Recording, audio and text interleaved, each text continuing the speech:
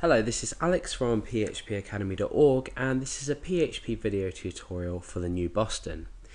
Now in this video tutorial I'm going to be talking about code indentation, what code indentation is and why it should be used. Now for an example, let's take a look at the following file. I've got index2.php. Now this file works, it works perfectly in fact. Apart from one thing I've just spotted, and if name equals str to lower, this needs to change. Str to lower. Okay, so I always forget something. Okay, so the file that we're looking at now works perfectly. Let's go ahead and open our browser and test it. Okay, so let's open that up. Okay, so it says you're over 21, yes, 1 is equal to 1.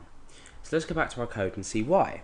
So if the name, the string name to lower, blah, blah, blah, it doesn't really matter what the code looks like, is equal to Alex, then do this, echo this part of the code, otherwise say you're not Alex. So if we change this name here to say Dale, and we refresh, it says you're not Alex. So the code works, that's essentially all we need to know for now.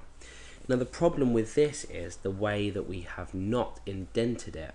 So there's no code indentation, therefore it's hard to see where an if statement starts and where an if statement ends. So if we needed to make modifications to a program, it's going to be a lot harder if we don't use code indentation. Now there's 14 lines to this program. Can you just, or this code, this page or script if you like. Imagine if we had 1400 lines and we didn't use indentation. You can imagine how awful it's going to look and how messy it's going to look. So let's go ahead and look at index.php, which is a duplicate of this. However, I've created line indentation for each, where it's necessary. Okay, so what I've done is after the first if statement, I've indented to make a new if statement. So if, and then inside here we've indented. And now inside this if statement, I've indented all the code here. Okay, so the if statement, everything by default starts on without being indented. We've made the first if statement. So the block, I can already tell, is just from the start of this I here down to here. So this is the start of the block and this is the end of the block here. And this is the start of the top block and this is the end, and then we say else.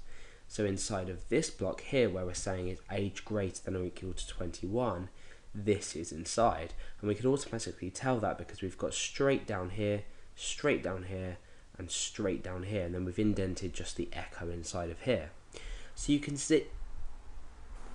see how code indentation makes a whole lot of difference when you're trying to view a file.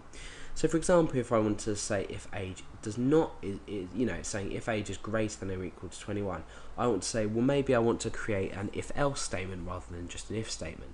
Let's go down and we can automatically see that's the end of the block, and we can start typing on here.